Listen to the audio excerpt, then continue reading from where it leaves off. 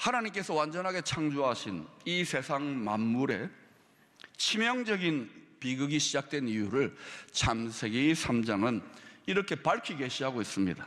그 근본 이유는 다름 아닌 하나님이 창조한 첫사람 아담과 하와가 에덴 동산 그 낙원의 중앙에 있는 선악을 알게 하는 나무의 열매를 사탄의 유혹, 마귀의 유혹을 받아가지고 그걸 먹음으로 시작되었다, 이렇게 밝혀놓고 있습니다. 이거는 세계적인 석학들이 연구한 것도 아니고 산에 가서 도통해가지고 알아낸 것도 아닙니다. 이것은 하나님의 계시입니다. 아멘입니까? 하나님이 그렇다 하면은 아멘하고 받아들일 때 이 모든 세상의 근본 문제가 풀어집니다. 이것을 죄라 그랬습니다. 원죄. 그래서 이 죄의 문제를 해결해야 모든 인류의 문제와 모든 우주 만물의 문제가 해결되는 것입니다. 그래서 예수 그리스도가 이 땅에 오시고 십자가에 못 박혀 죽으시고 부활하시고 승천하시는 죄의 문제를 해결해서 모든 것을 다 회복하고 구원하시기 위해 이 땅에 오신 것입니다. 그것이 바로 성탄절의 근본적인 의미입니다. 창세기 2장 17절을 통하여 하나님께서는 그 선악을 알게 하는 열매, 그 과실을 먹으면 반드시 죽는다고 경고하셨어요. 그냥 죽는 것이 아니라 뭐라고요? 반드시. 여러분 한번 읽어보십시다. 시작.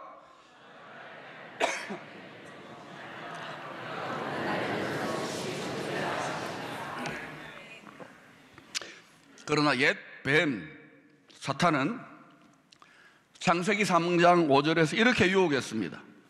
너희가 그것을 먹는 날에는 너희 눈이 밝아져 하나님과 같이 되어 선악을 알 줄 하나님이 아심이니라. 이 사탄 마귀의 유혹의 의미가 뭡니까?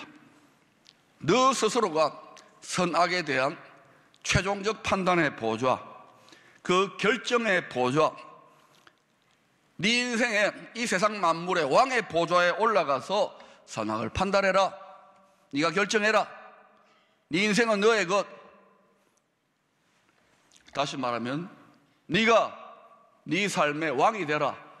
네가 하나님 같이, 아니 네가 하나님이 되라, 이겁니다. 하나님은 첫사람 아담과 하와를 창조하시고 엄청난 자유를 주셨습니다.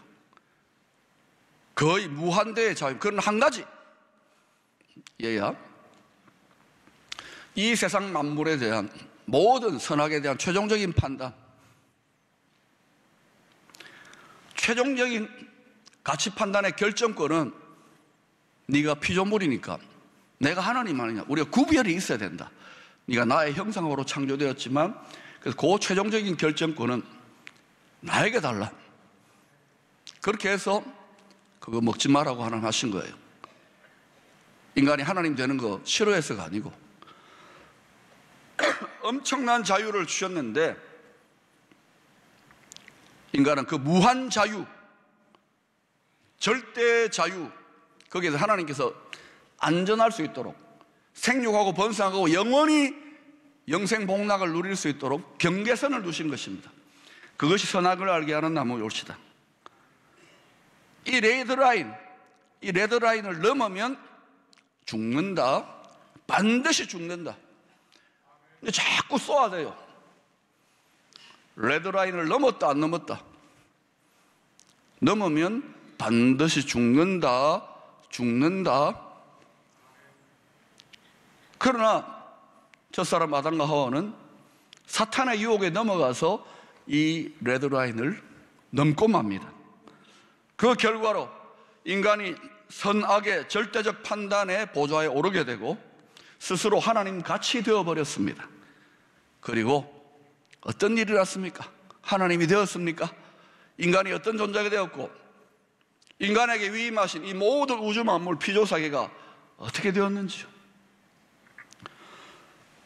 이 선악을 아는 일, 이것을 다른 식으로 우리들의 삶의 상황에 좀 맞추어서 확장해서 적용해보면 이런 것입니다.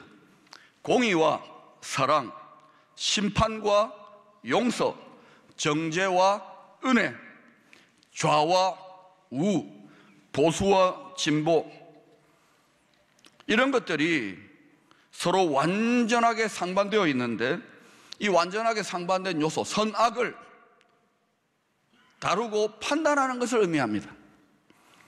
이 최종 판단을 하나님이 하는 것이 아니라 유한한 피조물, 거기에다가 죄까지 지어버렸어요. 죄인된 인간 자신이 하겠다는 것입니다. 그런데 인간이 하나님같이 무한하고 영원하고 전지전능한 존재가 아니니까 선이든 악이든 좌든 우든 진보든 보수든 반드시 어느 한쪽으로 치우칠 수밖에 없습니다. 그 결과 결국에는 어리석게 되고 마는 것입니다. 우로 치우치면 우로 치우쳐서 망합니다. 좌로 치우치면 좌로 치우쳐서 망합니다. 선으로 치우쳐도 망하고, 이거 선한데요, 선으로 치우쳐도 망합니다. 악으로 치우쳐도 망합니다. 인간이 그 최종적인 결정의 보좌, 그것을 포기하지 않는 한은, 하나님께 그 보좌를 내어주지 않는 한은, 여러분, 선한데 어떻게 망합니까? 망합니다. 그래서 우리가 특별히 어렵고 선한 일을 할 때 조심해야 됩니다.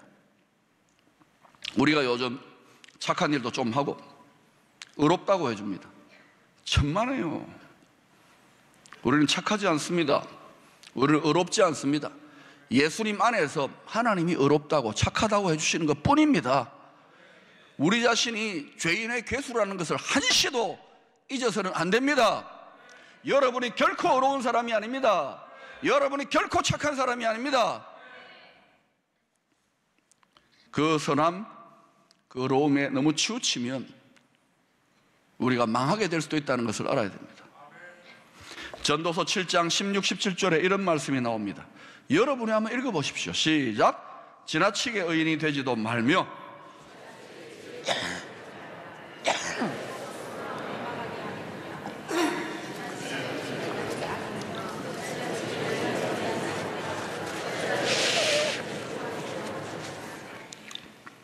하나님이 극악해지면, 지나치게 악해지면 반드시 심판해버립니다.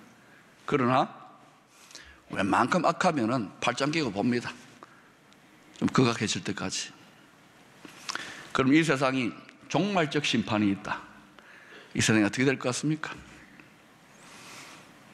그러니까 또 극악해진다고 두려워하지 마세요. 하나님의 대안이 있습니다. 스탠포드 경영대학원의 짐 콜린스 교수는 그 유명한 경영서적 좋은 기업을 넘어 위대한 기업으로 Good to Great, 세계적인 경영학계의 베스트셀러입니다. 그 책에 보니까 이런 말이 있어요. 1급 지능이라는 것은 서로 상반된 두 극단의 요소, 대표적인 게 뭡니까? 선과 악, 양과 질, 좌와 우, 진보와 보수, 서로 상반된 두 극단의 요소를 통합하고 아우를 수 있는 생각의 능력이다. 여러분, 그러면 우리나라의 지도자들, 우리나라의 지성인들, 우리나라의 교회 지도자들과 성도들은 1급 지능을 가지고 있는 것 같습니까? 어떻습니까? 1급 지능이 있었다면 분명히 위대한 교회가 되었을 것입니다. 아무도 아멘 안 하네요. 분명히 위대한 가문이 되었을 것입니다. 분명히 위대한 나라가 되었을 것입니다. 우리나라가 좀 살기 좋아졌습니다. 그러나 위대한 나라가 되어야 되지 않겠습니까? 교회가 조금 부흥하다가 주춤거립니다. 그러면 위대한 하나님의 교회로 나아가야 되지 않겠습니까? 1급 지능이 필요한 거예요. 누가 과연 선과 악, 사랑과 공의, 좌와 우, 보수와 진보를 자유자재로 떡 주무르듯이 아우르면서 가장 높은 온전한 뜻을 이룰 수가 있을까요? 모두가 그래도 잘 되는 길. 유럽의 정치 역사를 보십시오. 극우부터 극좌 모든 실험이 유럽에서 다 끝났습니다. 지금도 그 짓을 하고 있습니다. 그리고 그 사이에 무수한 좌와 우를 갔다 오고 있습니다. 중도 좌파, 중도 우파, 또 더 해볼까요? 중중중 좌파, 중중중 우파, 중중중. 우리 사회는 어떻습니까? 좌로 기울어졌습니까? 우로 기울어졌습니까? 좌로 기울어지면은 우로 기울어야 됩니까? 우로 기울어지면 좌로 기울어야 됩니까? 그거 따라가다가는 치우칠 수밖에 없습니다. 제가 세상이 어떻게 돌아가는지 손동작으로 간단하게 보여드릴게요. 어렵지 않아요. 자, 어떻게 하느냐? 딱 이렇게 해가지고 앞으로 권세, 그러면 왼쪽으로 오른쪽으로 왼쪽으로 오른쪽으로 흐르게 됐습니다. 그러면 팔은 어떻게 됩니까? 올라가죠? 내려가죠? 네. 세상 권세는 왼쪽으로 올라가고 오른쪽으로 올라가고 올라갑니다. 주가도 경제도 올라갔다 내려갔다. 내년에 경제가 어떻게 될지 공부 좀 해보십시오.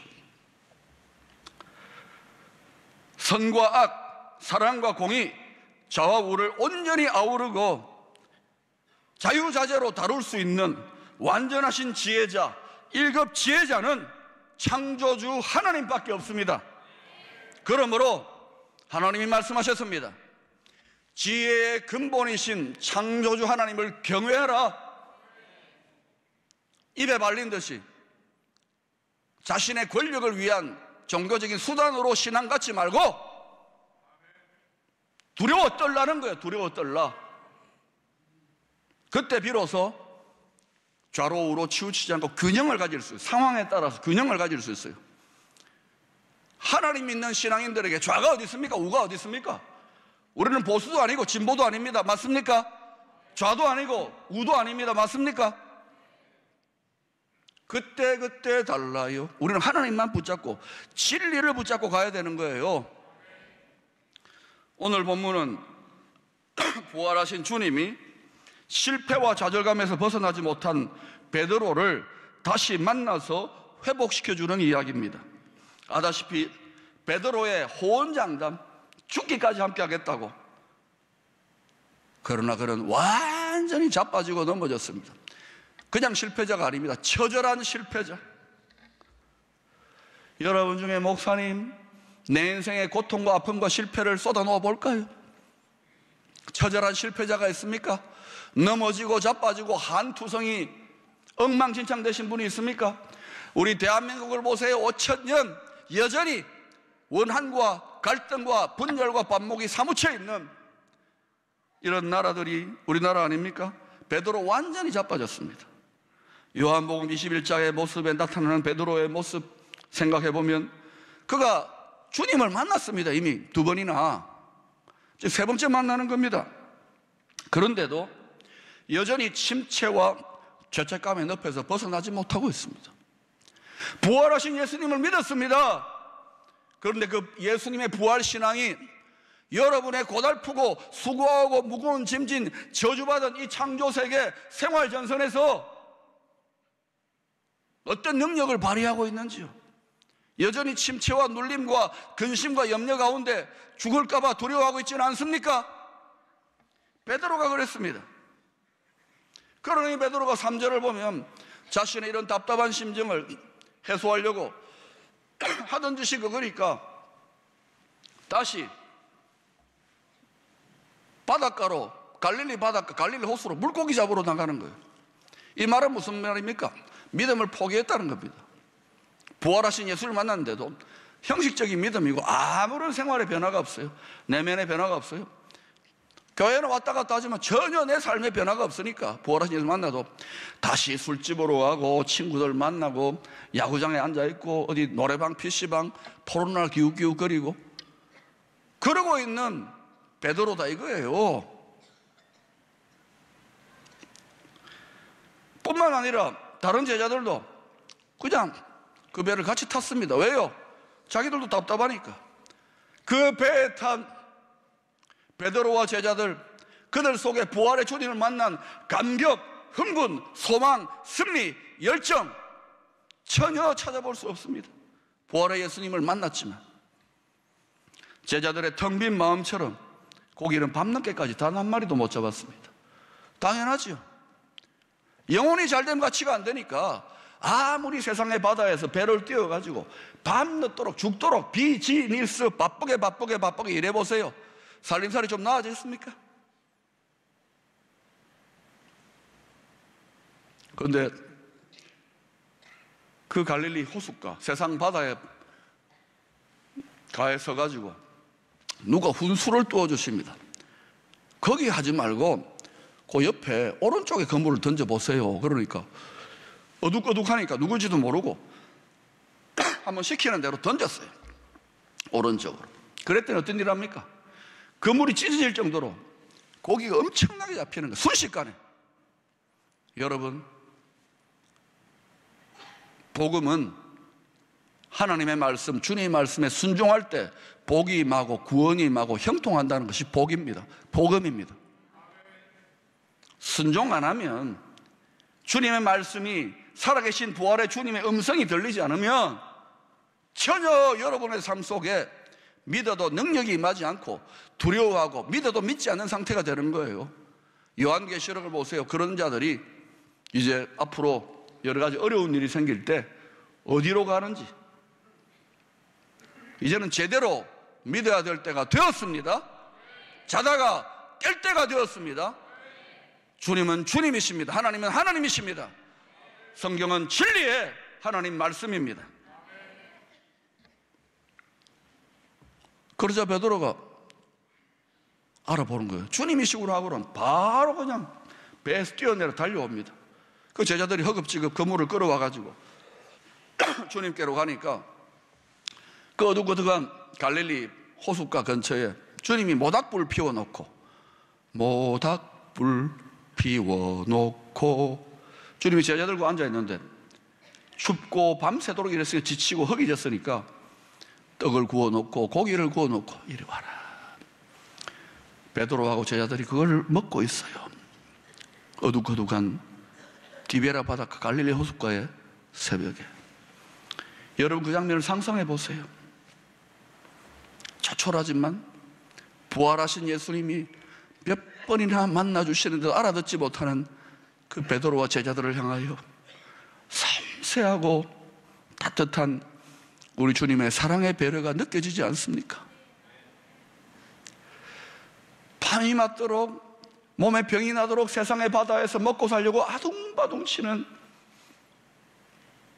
빈손의 성도들, 침체되고 눌리고 염려 가운데 있는 자빠지고 넘어진 우리들을 향하여 주님이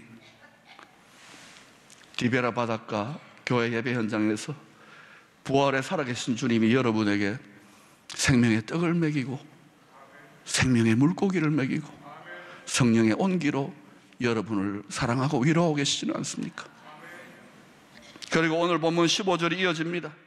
모든 제자들이 주님의 십자가 현장에서 다 도망갔습니다. 그 중에서 또 주님을 3번이나 부인했던 수제자 베드로, 이 베드로야말로 가장 큰 사랑의 배신자입니다. 얼마나 주님이 사랑했습니까? 사랑의 배신자. 이 세상을 보세요. 온통 사랑으로 인하여 눈물, 배신, 미움과 원한과 증오, 그것이 가득한 것이 이 죄 많은 세상이 올시다. 저 같으면 가장 큰 사랑의 배신자 이 베드로, 벼락을 떨어뜨려 버립니다.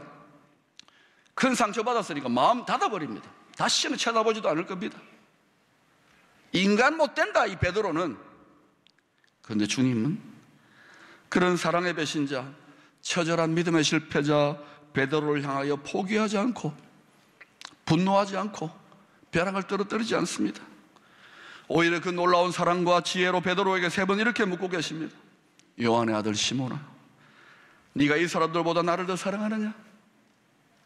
불과 며칠 전까지 대제사장의 집들에서 주님의 재판 결과를 기다리면서 그 불을 쬐을 때에 옆에 있는 사람이 네 예수하고 같은 배 아니야? 했더니 아니올시다 나는 모릅니다 이를 갈며 저주하며 부인했습니다. 그런데 지금 그 장면이 연상되는 듯이 모닥불 피워놓고 어둑어둑한 새벽에 불을 쬐면서 네가 나를 사랑하느냐? 네가 나를 사랑하느냐? 네가 나를 사랑하느냐? 영화의, 세계적인 영화 감독의 영화의 한 장면 같지 않습니까? 얼마나 철저하게 기획 연출되었습니까? 세 번이나 부인함으로 자존심이 깨어지고 자존감이 깨어지고 죽고 싶은 수치심에 시달리는, 죄책감에 시달리는 베드로의 내면의 상처를 회복하시고자 그를 다시금 세워서 교회 반석이요 하나님 나라의 중심 지도자로 세우고자 그의 깨어지고 죽어버린 자존심과 심정을 주님이 세 번이나 다시 그대로 치유하고 계십니다. 어루만지고 계십니다.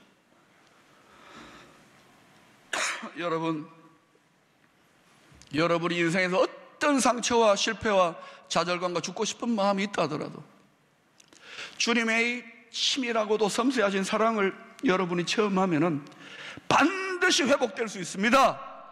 반드시 치유될 수 있습니다. 어떤 저주와 쓴뿌리와 상처와 실패의식도 어떤 죄책감도 주님은 다 싸매시고 어루만지실 수 있습니다. 베드로에게 사랑을 확인했을까요? 질문을 통해서. 아닙니다. 베드로야,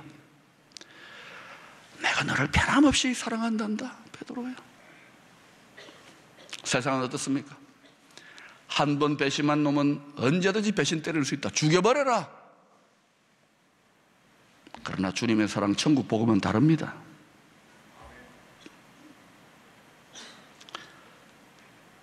하나님의 끈질긴 사랑, 우리 주님의 무한한 사랑에는 우리를 완전하게 하고 치유하고 회복해야 하는 능력이 있습니다. 베드로만 실패자가 아니었습니다. 모세도 살인자였습니다. 바울도 핍박자요 포행자였습니다. 폭력을 휘둘렀던 사람이에요. 주님의 백성들에게. 다윗도 하나님을 생명 다해 사랑한다고 하나님이 내 마음에 합한 자라고 눈동자처럼 지켜보고 있는데 그 권력과 영광에 배설물에 취해가지고 주님의 눈을 찔러버려요. 가늠자요 살인교사자였습니다. 그런데도 우리 하나님은, 우리 주님은 그 배신자들, 그 사랑의 배신자들을 포기하지 않습니다. 가장 크게 넘어진 모세, 바울, 다윗을 통해서 가장 위대하게 역전시켜 주시는 것이 위대한 하나님 사랑의 능력입니다. 좌우 정의의 분노의 논리를 말하면 목을 쳐야죠. 100번. 그렇게 하지 않으세요. 주님은. 그 주님이 저와 여러분 속에, 여러분 또 세상 곧장하고 어젯밤에 술 마시고 음란 비디오 보고 또 뭐 이런저런 세상과 짝한 것들 다 압니다. 아셔도 주님 포기하지 않으세요. 끝까지 기다리세요. 극악해서 하나님을 정면으로 대적하지는 않으니까 자식이지만 왼수지만 하나님이 발장 끼고 얘야 돌아오라 기다리고 계시는 거예요. 여러분 속에 그래도 주님을 향한 다 꺼져가는 사랑의 불씨를 주님이 인정하고 계신다고요. 거기에 성령으로 말미암아 하나님의 사랑을 부어주심으로 그 사랑의 불씨를 활활 산불처럼 타오르게 하시기를 원하신다고요. 여러분, 죄의 근수가 갈수록 활개치고 어두워져가고 우리를 두렵게 하는 일들이 갈수록 많아질 것입니다. 어떻게 승리할 것입니까? 어떻게 살아남을 뿐만 아니라 영광과 번영 가운데에 열방을 축복하는 위대한 코리아가 될 수 있을까요? 사랑이 능력입니다. 사랑이 지혜입니다. 생명 다한 사랑이 치유입니다. 생명 다한 사랑이 승리입니다. 우리는 갈수록 하나님을 대적하고 진리를 어둡게 만드는 이 세상을 향하여 하나님의 진리의 빛을 밝혀야 합니다. 죄에 대한 비느하스의 분노가 반드시 있어야 합니다. 영적인 세계에서 우리의 가정이 거덜나고 있는데도 여러분의 다음 세대 자녀들과 여러분 자신이 외구들에게 침략당하는데도 소름 끼치는 침묵을 하고 있다면 비겁한 자들입니다. 10년, 20년 뒤에는 외칠 수도 없는 시대가 올지 몰라요. 지나치게 의인 되지 마십시오. 지나치게 지혜자 되지 마십시오. 작은 여우 떼와 같이 가정을 무너뜨리는 그러한 세력들을 향하여 분노의 정의의 동력만으로는 이 거룩의 싸움을 이길 수가 없어요. 더 큰 그들까지도 십자가의 사랑으로 포기하지 않는, 베드로를 포기하지 않는 하나님의 사랑이, 그 공의의 분노보다도 더 큰 은혜의 사랑이 그 동력을 품어서 이 더 큰 동력으로 영적인 싸움, 거룩의 싸움을 감당할 때 비로소 다 아울러 하나님의 영광의 역사들이 나타나게 되는 줄로 믿습니다. 하나님은 사랑인 것입니다. 이 사랑의 나라가 될 때 대한민국은 열방을 밝히는 위대한 통일 대한민국 될 줄로 믿습니다.